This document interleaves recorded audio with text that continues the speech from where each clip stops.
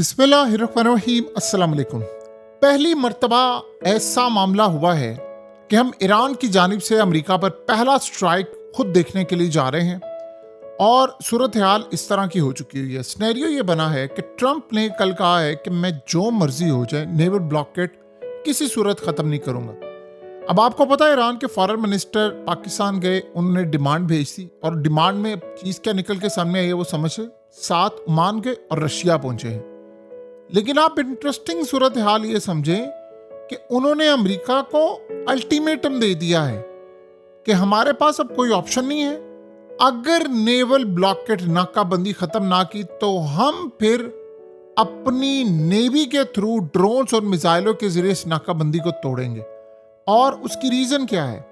देखिए, ईरान के पास हो ये रहा है कि एक स्पेस, आप जब तेल निकाल रहे होते हैं तो आपने उसको स्टोर करना होता है, फिर आपने उसको एक्सपोर्ट करना होता है। ईरान के पास इन्होंने नेवल ब्लॉकेट किए। ईरान बेशक अपने 60-70 के करीब जाके यहाँ से शिप ले गया है, लेकिन इस सारी सूरत हाल के अंदर जितने बड़े पैमाने पर शिप्स जाने चाहिए वो नहीं गए और वो जाहिर सी बात है कि लड़ाई का खदशा है। अब ईरान ने कहा है, मुश्तबा खामनाई का जो ऑर्डर है कि अगर नहीं होता तो अमेरिका के उड़ा दें शिप और रास्ता ओपन करें।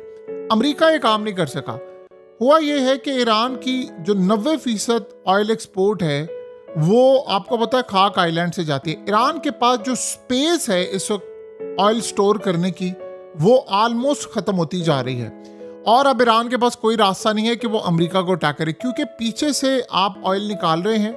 अब देखिए, ऑयल की जब शिपमेंट हो रही होती है तो ये काम इस तरह करता है कि आप पीछे से ऑयल निकालते हैं और उसके बाद आप ऑयल की शिपमेंट करते हैं और ये सारी चीज़ें। लेकिन जब ब्लॉक होता है तो ऑयल तो प्रोड्यूस हो रहा है डेली बेसिस पर, लेकिन फिर उसको स्टोर कहाँ पर किया जाए? उसको स्टोर जो ईरान की कैपेसिटी है वो मैक्सिमम है। तो ईरान ने किया क्या है कि जो पुराने उनके ऑयल टैंकर्स हैं जिनको उन्होंने रिटायर कर दिया था, अब वो फ्लोटिंग स्टोरेज के तौर पर हैं, यानी उनमें तेल भरा जा रहा है और वो समंदरों पर है। तो अब वो काम ये कर रहे हैं कि मैक्सिमम जो कैपेसिटी होती है वो तेल भरता जा रहा है और अब उनको या तो एक्सपोर्ट करना है या फिर उनको अपनी प्रोडक्शन बंद करनी है।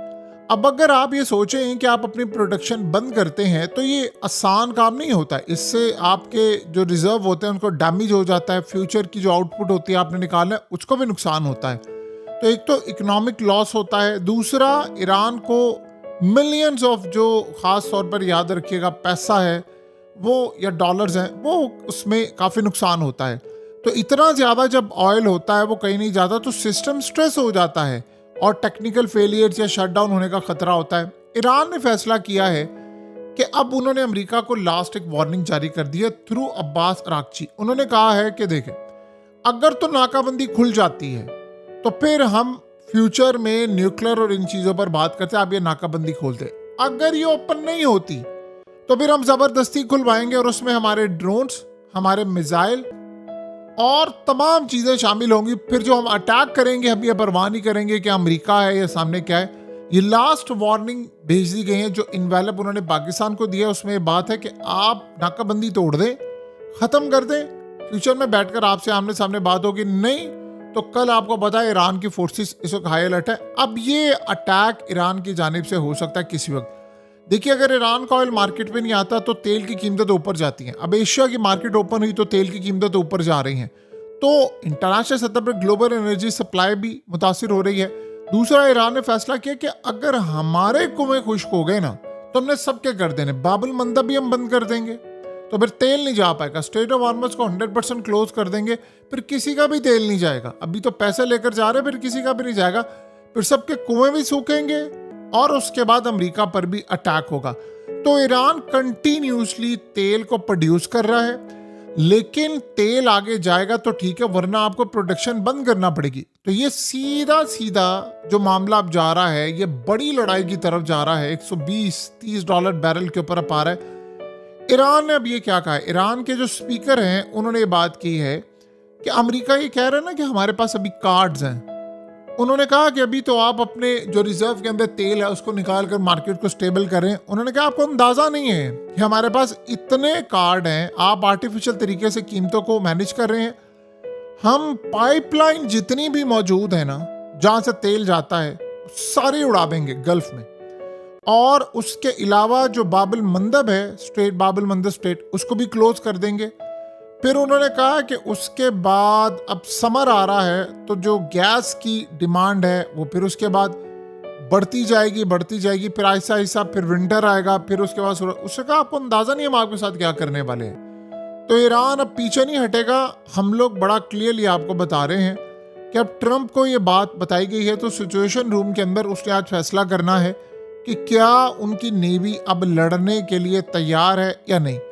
अगर तो लड़ने के लिए तैयार है तो फिर ठीक है, फिर लड़ाई होगी। और क्लियरली हो गया है, उन्होंने बड़ा क्लियर कह दिया है कि अमेरिका और ट्रंप, यानी ट्रंप ये कह रहा है कि आप चार्ज ना करें। ट्रंप ने ये नहीं कहा कि स्टेट ऑफ हॉर्मस ओपन है, वहां से ईरान जाने दे रहा ऑयल को, लेकिन वो कह रहा हम पैसे चार्ज करें। तो उन्होंने क्लियर कह दिया है कि अब हम इसको रिवर्स नहीं करेंगे। पहली बात तो ये तय है।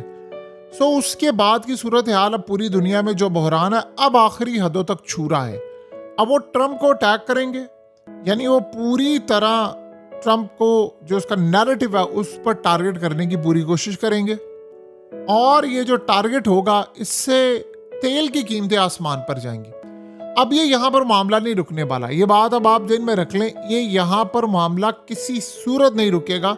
और ये बात ट्रंप को बड़ी अच्छी तरह पता है कि यहाँ पर हम अगर चूके तो मामला कितना ज्यादा खराब हो सकता है। सो अब अमेरिका के पास रास्ता क्या बचता है? अमेरिका के पास इसका कोई रास्ता नहीं है। अब उनको या तो लड़ाई करना पड़ेगी, और ये सीज फायर दी एंड होने वाला मामला है। अभी तो आपको ये बात समझ आ रही है। देखिए, समंदरों में ईरान अपने कंटेनर्स लेकर जाता है, ईरान चीज़ें, फिर वो आपको पता है कभी ईरान कब्जे में ले रहा है, कभी अमेरिका कब्जे में ले रहा है। तो समंदरों में एक लड़ाई है जो पॉइंट ऑफ नो रिटर्न की तरफ जा रही है। अब्बास अरागची जो रूस गए हैं, वहाँ पर जाकर उन्होंने बड़ा क्लियर मेंशन कर दिया है कि हमारी ये स्ट्रेटजी है और हमने ये कुछ काम करना है। उसके अलावा अब्बास अरागची जब ओमान गए हैं, तो ओमान में भी उन्होंने जाकर ये बड़ा क्लियर कर दिया है कि ये हमारी स्ट्रेटजी है, हम कैसे आगे लेकर चलेंगे। सो अब ये लड़ाई जो है वो बड़ी हतमी मराहिल में दाखिल हो रही है। अभी तक हम ये समझ रहे थे कि ईरान के खिलाफ इक़दामात जो कुछ भी हैं, वो सारे के सारे इक़दामात अभी तक जो हमें नज़र आ रहे थे वो अमेरिका कर रहा था, इजराइल कर रहा था। अब ये लेवल आ गया है कि ईरान खुद अटैक कर। उन्होंने कहा कि हमने अब नाकाबंदी तोड़नी है। उनके ड्रोन्स तैयार हैं, मिसाइल उनके तैयार हैं, उनके पास सारी सूरत हाल है। और अब देखना ये है कि लड़ाई किस तरह जाती है। इसीलिए उन्होंने ट्रंप को ये लास्ट पैगाम दे दिया है कि आपके पास ऑप्शन कम है, फैसला कर लें कि आपने किस जानिब जाना है। हमारे पास टाइम बहुत ज़्यादा है, हम बहुत कुछ करने को तैयार है। आप अपना फैसला कर लें कि आपने क्या करना है। आपके पास क्या ऐसी सूरत हाल है कि आप इस लेवल पर जाकर काम करना चाहते हैं? अगर तो आप कर सकते हैं तो ठीक है, अदरवाइज हम मुकम्मल तौर पर तैयार हैं। अब देखना यह है कि अमेरिका के पास ऑप्शंस क्या बचती हैं। देखें, इसराइल इस वक्त मुकम्मल तौर पर तबाही के मराहिल में दाखिल हो सकता है। उसकी रीज़न क्या है? ईरान ने अगर यहाँ पर स्ट्राइक किया तो इसराइल स्ट्राइक करेगा। तो फिर उसके बाद वो जो अनयूज मिसाइल हैं, जो उन्होंने अभी तक इस्तेमाल नहीं किए, अनटच मिसाइल हैं, वो जो उन्होंने इस्तेमाल नहीं किए वो फिर इस्तेमाल हो जाएंगे। वो फिर आप ये समझ लें कि कोई लिहाज नहीं है, किसी तरह की कोई बात नहीं है, वो सारे के सारे मिसाइल आप इस्तेमाल होते हुए देखेंगे। तो ये स्नेरियो जो बना है वो अमेरिका के लिए बहुत ज़्यादा परेशान कर देने वाला स्नेरियो है। जाहिर सी बात है, यहाँ पर तो मामला नहीं रुकेगा। अब ये लड़ाई जिस लेवल पर जा रही है उसमें अमेरिका की नेवी, रास्ते, इन तमाम चीज़ों पर अब जो अटैक होगा वो बहुत ज़्यादा भयानक होता हुआ नज़र आ रहा है, बहुत ज़्यादा भयानक। और यही वो वजह है कि अब अमेरिका में ट्रंप ने कहा है कि वो अब ये इसका फैसला करेगा आज। देखिए, मार्केट ऊपर जा रही है, एशिया में तेल की कीमतें ऊपर जा रही हैं, लंदन सेशन से ऊपर जाएंगी, न्यूयॉर्क सेशन से ऊपर जाएगी, ये यहाँ पर नहीं रुकने वाला। तो अमेरिका के पास अब ऑप्शन क्या है? आप लड़ाई करना चाहते हैं?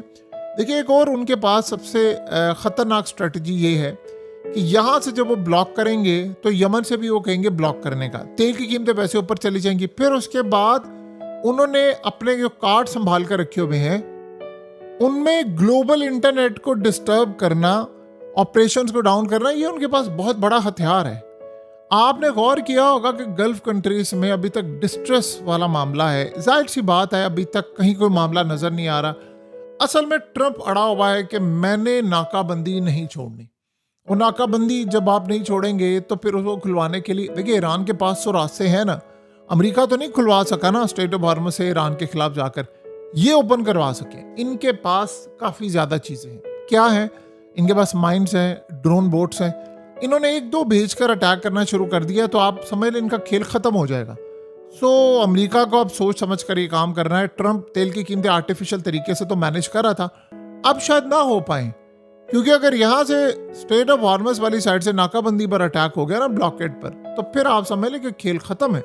फिर अमेरिका के साथ जो लड़ाई होगी फिर वो बाकी सारी लड़ाई में भी बदल जाएगी और फिर ये मामला यहाँ नहीं रुकेगा।